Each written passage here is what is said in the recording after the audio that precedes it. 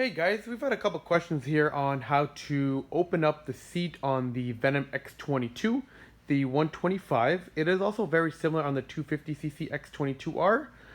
So basically what you need to do is you need to grab your key from the ignition, which is always placed right here. Just take out, you get two sets of keys. Any key will open up your seat, and you want to go to the left-hand side of the bike when you're opening it up, and you will find a key slot hole. Right underneath the seat, you'll find a key slot hole, which is just right here. You put that in there, you pop it, and then your seat will just come right out. Very easy, guys. Really simple to do. And on the right hand side, you'll find your battery that you will have to connect when your bike is new. But other than that, very simple to open up your seat. Goes back on, very simple.